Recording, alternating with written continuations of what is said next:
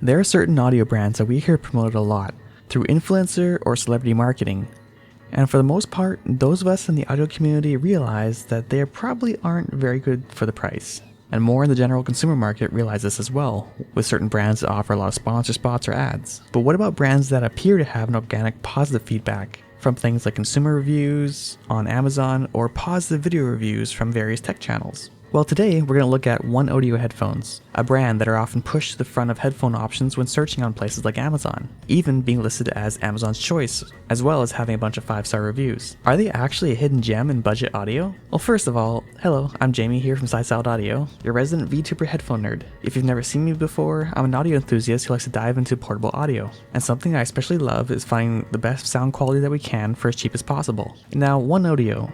This is a brand that I see all over the place, balancing the line between seeming like organic positivity or possibly paid promotion. Their most popular options seem to be around the $30 price point, which is honestly a price point that I would like to see more good options available in for over-ear headphones. The pair that I just bought are the OneAudio Pro 10 Studio, which is the model that seems to also be Amazon's choice. From the pictures, they look like they might not be half bad, and they mention on the promotional page that they have 50mm drivers, and their main focus is in delivering good sound quality at a cheap price. Well, how are they in person? Yeah, about that.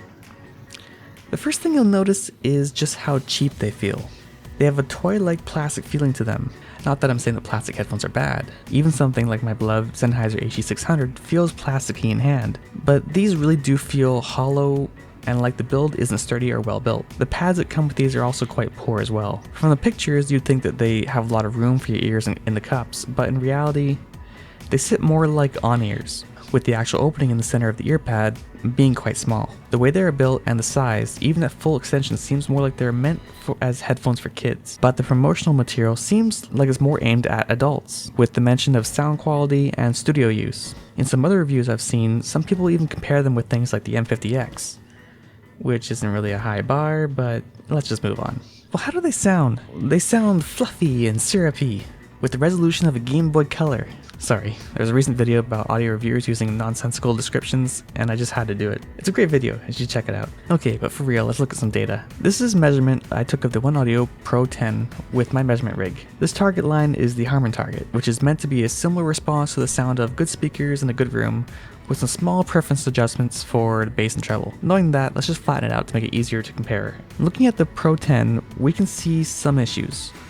The most obvious being the bass. This is a sort of bass that causes a lot of problems, as it not only overemphasizes the bass, but it also affects the rest of the sound signature as well. The range between around 200 to 300 Hz is what some might call the mud region, where boosting too much here can cause the sound signature as a whole to start sounding a bit muffled and lacking clarity. I'm not saying that you can't have any sort of boost here. Some really good sounding headphones may have a slight boost here, which can give a sense of warmth, but this much emphasis is too much in my opinion. As well, it extends quite high into the response, really skewing how music sounds. There's something as well called the masking effect, where if one frequency is boosted too high, then nearby frequencies that are playing at a lower level will be inaudible. And with a boost like this, it will mask a lot of stuff in the vocal ranges. All in all, listening to this headphone is not really enjoyable, not only for its poor fit and comfort, but also its sound quality. It really isn't what I would consider a good studio headphone, like the marketing would have you believe. But that's just one headphone from OneAudio. Well, it just so happens that I already owned another headphone from them before. That's right, this isn't my first rodeo with OneAudio. The other model that I have is the OneAudio A71, which seems to be more inspired by headphones like the M50X.